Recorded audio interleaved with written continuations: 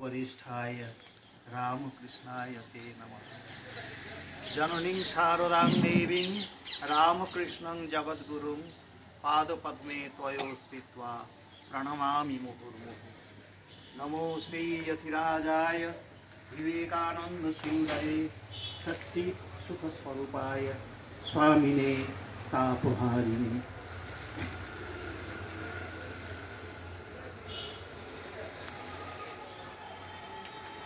আমরা ধারাবাহিকভাবে শ্রীমকথিত শ্রী শ্রী রামকৃষ্ণ কথামৃত পাঠ করছি। আমরা এ পর্যন্ত অনেকটাই পড়ে এসেছি। গতবারের যে পাঠটি আমরা করেছি তার মধ্যে যে গুরুত্বপূর্ণ কথাগুলি ছিল সেগুলি আমরা ভাগবতের একাদশ স্কন্ধে ভগবান শ্রীকৃষ্ণের যে বন্ধু তথা ভাই উদ্ধবকে যে উপদেশগুলি দেওয়া হয়েছিল সেইটির যেন প্রতিধ্বনি আমরা শুনতে পাই। উদ্ধবকে যা যা উপদেশ ভগবান শ্রীকৃষ্ণ দিয়েছিলেন এখানে আমরা দেখছি রামকৃষ্ণদেব সেই কথাগুলি প্রায় একজন ভক্তের কি করা উচিত সেই উপদেশগুলি এখানে কথার মধ্যে বিভিন্নভাবে তিনি সেইগুলি আলোচনা করে বলেছেন। তার মুখ দিয়ে সেই অমৃতবাণী আমরা আগের দিন শুনেছি। তার মধ্যে যে প্রধান কথাগুলি তিনি বলেছেন সেটি হলো যে পাণ্ডিত্য দ্বারা তাকে পাওয়া যায় না, পাণ্ডিত্য দ্বারা তাকে পাওয়া যায় না। কতগুলি উপদেশ দিয়েছেন সেগুলি আমি আর বিস্তারিতভাবে আলোচনা করছি না। আবার বলেছেন যে বেশি বিচার করা ভালো নয়, মার পাদপদ্মে ভক্তি থাকলেই হলো, বেশি বিচার করতে গেলে সব গুলিয়ে যায়। যেমন আমরা জেনে এসেছি আমাদের তো ঈশ্বর লাভের জন্য তিনটি পথ আমাদের গীতাতেও বলা হয়েছে, ভক্তিযোগ, জ্ঞানযোগ আর কর্মযোগ, প্রধান তিনটি পথ। তার মধ্যে জ্ঞানযোগের কথা ঠাকুরও বলেছেন আর আমরা ভাগবত বা বিভিন্ন গীতাতেও যেভাবে আমরা পড়েছি তাতে করে আমরা বুঝতে পেরেছি যে জ্ঞানের পথ যেটি সেটি হলো যারা এই সংসার আসক্তি, সংসারে বিষয় আসক্তি থেকে মন বিমুখ হয়ে গেছে, যাদের আর ভালো লাগে না, তারা বিবেক বৈরাগ্য লাভ করে অথচ তাদের মনের মধ্যে ভক্তি সেইভাবে আসেনি, তারা জ্ঞান পথকে আশ্রয় করেন। আর কর্ম আর ভক্তি যাদের এই বিরূপতা এসেছে সাংসারিক বিষয়ের প্রতি এবং তার সাথে ভক্তির ভাব, ঈশ্বরের অসীম করুণা ছাড়া তো ভক্তি লাভ হয় না, সেই ভক্তি শুধু তার সঙ্গে যুক্ত হয়েছে, তাদের কাছে ভক্তিযোগী শ্রেষ্ঠ এবং ভক্তিযোগী হচ্ছে সবচেয়ে সেরা পথ, সহজ পথ ঈশ্বর লাভের জন্যে। আর এই সবগুলি যারা এই ভক্তিযোগ এবং জ্ঞান পথের যারা পথিক নন তারা এখন যে সাংসারিক বিষয় বুদ্ধি সেটিও তাদের আসক্তি এখনো যায়নি, তাদের ক্ষেত্রে কর্মযোগ, কিন্তু এই কর্মযোগ নিষ্কামভাবে করতে হবে, নিজের জন্য নয়, অপরের জন্যে, বহুজন হিতায় বহুজন সুখায় সেই কাজটি যদি করা হয়, সেই করতে করতেই তিনি সকলের মধ্যে ঈশ্বরকে উপলব্ধি করতে পারবেন এবং সব কিছুর মধ্যে ঈশ্বরকে অনুভব করার ফলে তিনি সেই পথেই আগিয়ে গিয়ে ঈশ্বর লাভ করবেন, সেই কথা তিনি বলেছেন। আজকে আমরা যে পাঠটি করব সেটি শুরু হয়েছে ঠাকুরের জন্মোৎসব দিয়ে। এই ঠাকুরের জন্মোৎসব ঠিক কোন বছর শুরু হয়েছে সেটা আমরা জানতে পারছি না, কিন্তু এই 11ই মার্চ 1883 শুক্লা ফাল্গুন মাসের শুক্লা দ্বিতীয়াতে তার জন্মতিথি।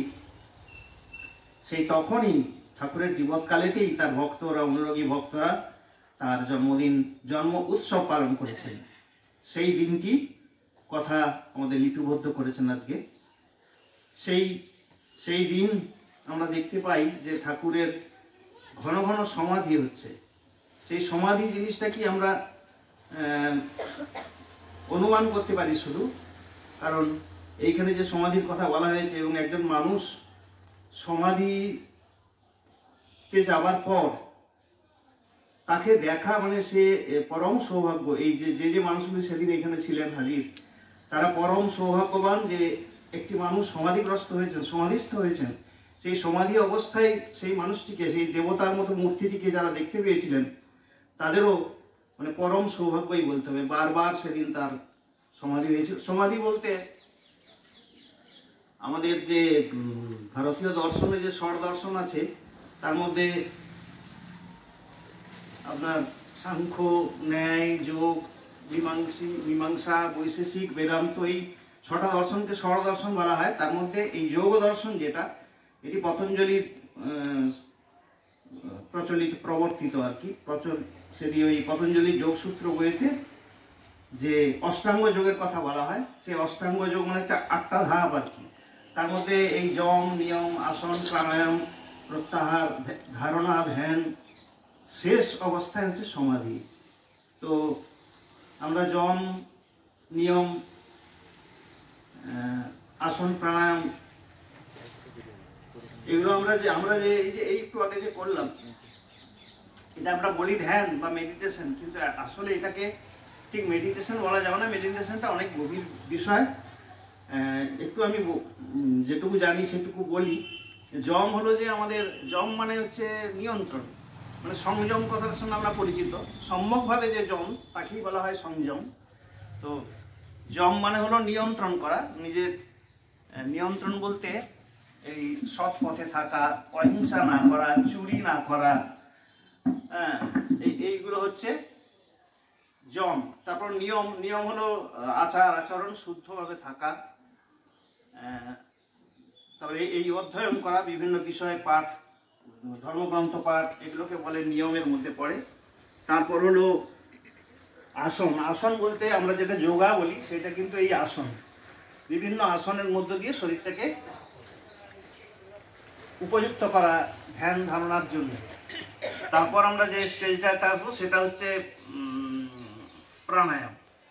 এটা হচ্ছে নিজের নিঃশ্বাস প্রশ্বাসকে তার নিয়ন্ত্রণ করে, নিজের নিয়ন্ত্রণের মধ্যে এনে সেই ঈশ্বর লাভের যে পথ, সেই পথটাতে যে আমি অবলম্বন করেছি, সেই পথটাতে দৃঢ়ভাবে নিজেকে নিশ্চল রাখা, সেই স্থির রাখার যে জন্যে যে শারীরিক অধ্যবসায়টা দরকার হয়, শারীরিক যে প্রচেষ্টাটা, সেটাকেই আমরা প্রাণায়াম বলি। এই প্রাণায়ামের পর একটা আসন, প্রাণায়ামের পরে হলো আপনার প্রত্যাহার। আমরা যেটা করি এই মেডিটেশন বলে যেটা করছি সেটা আসলে কিন্তু এই প্রত্যাহারের মধ্যেই পড়ে। প্রাণায়াম এবং প্রত্যাহারের একটা মিশ্রণ বলা যেতে পারে, কারণ আমরা এই নাক দিয়ে নিঃশ্বাস নিয়ে মুখ দিয়ে ছেড়ে ওম উচ্চারণ করছি, এটা প্রাণায়ামের মধ্যেই পড়ে।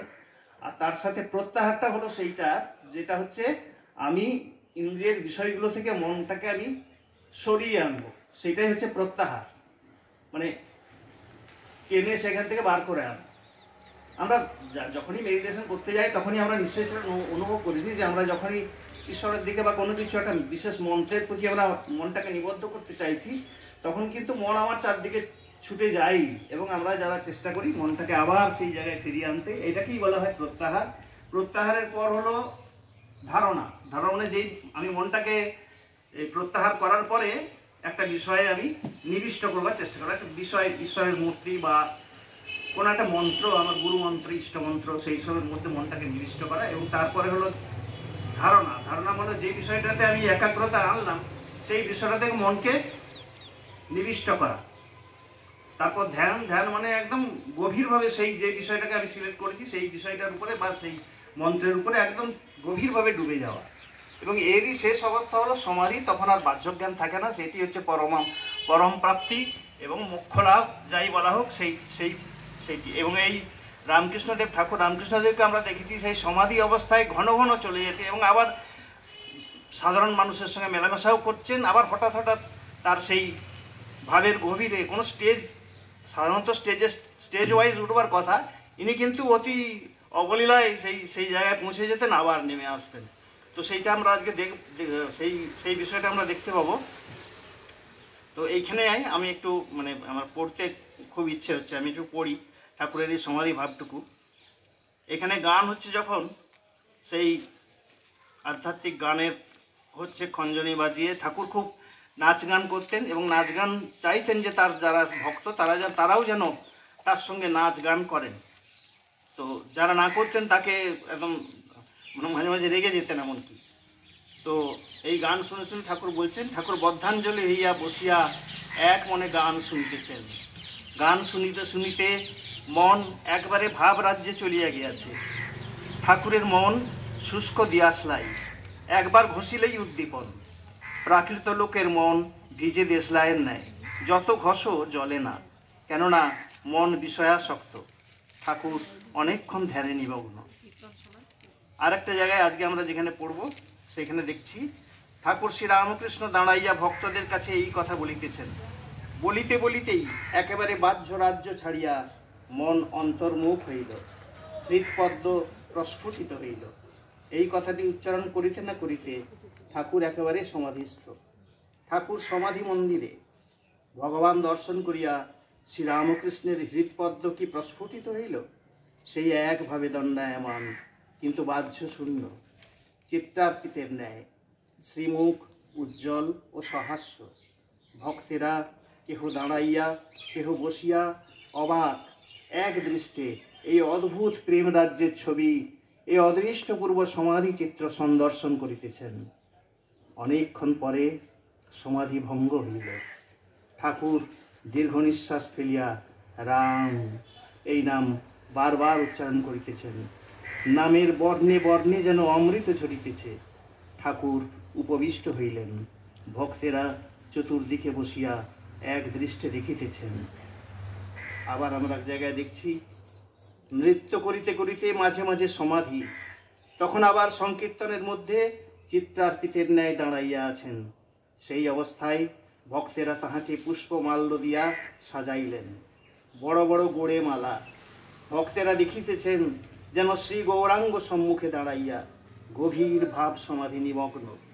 প্রভুর কখনো অন্তর্দশা, কখনো জড়বৎ চিত্রার্পিতের ন্যায় বাহ্য শূন্য হইয়া পড়েন, কখনো বা অর্ধবাহ্য দশা, কখনো প্রেমাবিষ্ট হইয়া নৃত্য করিতে থাকেন। আবার কখনো বা শ্রী গৌরাঙ্গের ন্যায় বাহ্য দশা, তখন ভক্ত সঙ্গে সংকীর্তন করেন। ঠাকুর সমাধিস্থ দাঁড়াইয়া, গলায় মালা, পাছে পড়িয়া যান ভাবিয়া একজন ভক্ত তাহাকে ধরিয়া আছেন। চতুর্দিকের ভক্তেরা দাঁড়াইয়া খোল করতাল লইয়া কীর্তন করিতেছেন। ঠাকুরের দৃষ্টি স্থির, চন্দ্রবদন প্রেমানুরঞ্জিত। ঠাকুর পশ্চিমাস্য। এই আনন্দ মূর্তি ভক্তেরা অনেকক্ষণ ধরিয়া দেখিতে লাগিলেন। আসুন আমরা আজকের পাঠ শুরু করি।